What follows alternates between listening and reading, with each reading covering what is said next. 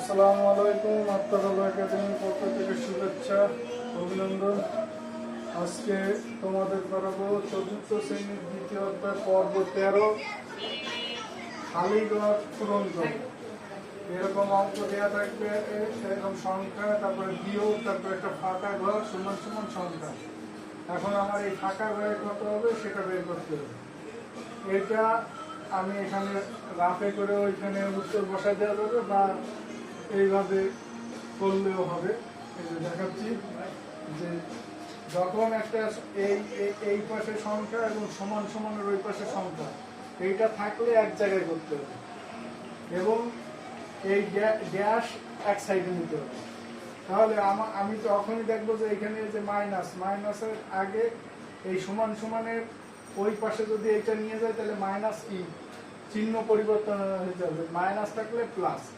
আবার এই যে এর সামনে কি মাইনাস না থাকলে সেই জায়গায় কি হয় প্লাস, সেই প্লাস সমান সমান এই পাশে আসলে মাইনাস হয়ে যাবে। যেমন একটা করি, যেমন এইটা এই পাশে আছে তাহলে আমি এটা এই পাশেই রাখতেছি, এই পাশে রাখলাম। এখন এই যে সংখ্যাটারে এই সমান সমানের এই পাশে লাগবে, তাহলে এই যোগ ছিল হবে কি বিয়োগ। আর এই যে সমান সমান দিলাম, এই যে ড্যাশটা সমান সমান ওই পাশে এখন পাঠাচ্ছি তাহলে মাইনাস হয়ে যাবে প্লাস, তাহলে শুধু এই যে ড্যাশ। এখন আমি এটা বিয়োগ আমি এইভাবে করতে পারি যে 5 5 5 এই এর নিচে এটা বসাই দিয়ে আমি এইভাবে বিয়োগটা করে উত্তর করে দিই। 5 থেকে 3 2, 5 থেকে 3 2, 5 থেকে 3 গেলে 2, 5 থেকে 3 গেলে 2, এই যে এইটা।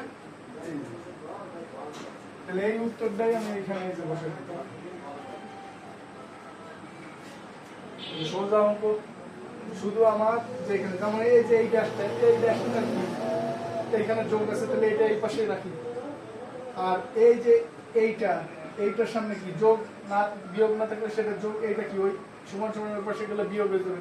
আর এটা তো এই পাশে আসে, যেমন এই যে এইটা করি তাহলে এই ড্যাশ আমার এই পাশেই আছে, সমান সমান এইটাও এই পাশে আছে। এখন এই যে এইটাকে আমি ওই পাশে নেবো, এই সমান সমান ওই পাশে, তাহলে এর সামনে যোগ ছিল বিয়োগ হয়ে যাবে 3 4 5। তাহলে এইটা আমি বিয়োগ যদি আমি এইভাবে ওই করে নিই তাহলে সুবিধা হবে আপনাদের জন্য। 8 থেকে 4 গেলে 2, 7 থেকে 5 গেলে 2, 6 থেকে 4 গেলে 2, 5 থেকে 3 গেলে 2, তাহলে এই জায়গায় তাহলে এটা আমি এই জায়গায় বসা দিতে পারি।